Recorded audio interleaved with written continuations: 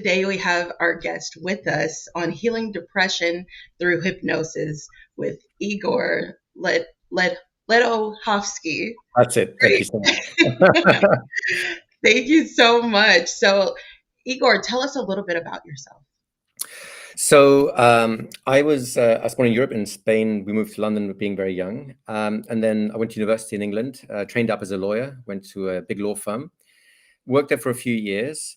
And then I had a very early on, I had a kind of, if you like, a moment of truth where I had to ask myself if I wanted to be a lawyer long term, because being at a very premium firm, it was working all hours, 10 o'clock at night, 2 o'clock in the morning, every other weekend. It demands a lot, right? It's rewarding, but it demands a lot. And I had to ask myself, was I aiming at the right goal? This partnership at a law firm really what I wanted? And after some deep soul searching, I realized that no, it was not. And nothing against the law firm, nothing against the profession. It's a wonderful profession. I'm very grateful for that part of my career. But it just wasn't the right fit for me long term.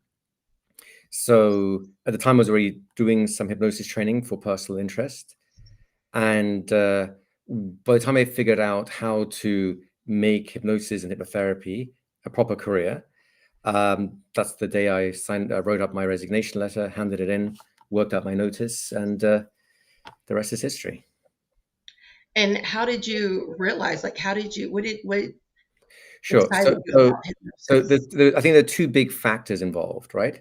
The first factor was personal in the sense that I wasn't very happy in myself. I had some troubles in childhood. I think most people do, right? And um, and at university, that actually alleviated a lot because there's a much more social atmosphere, and I got out of my shell much more, and that was wonderful.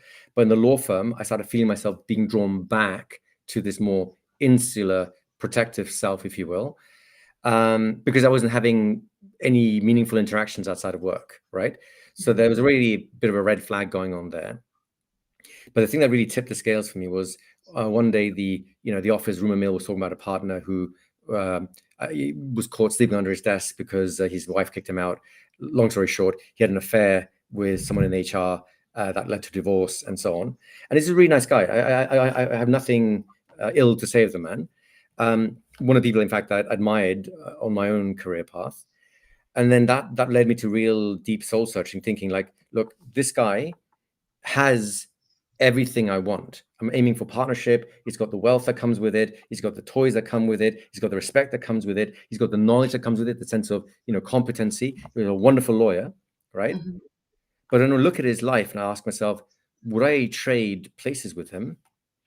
The stark answer was no. I didn't want his life, right? Despite the success, despite the money, despite the accolades, he was in the press quite often because of the high-profile cases he was on, and still, I didn't want it. So then I had to ask myself, well, what am I doing here?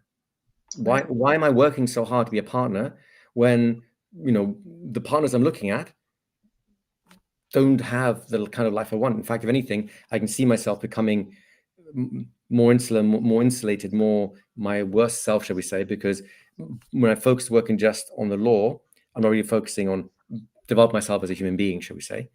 And all that, there's a very sort of confusing time with lots of thoughts going through, but the upshot of it all was I need a different path.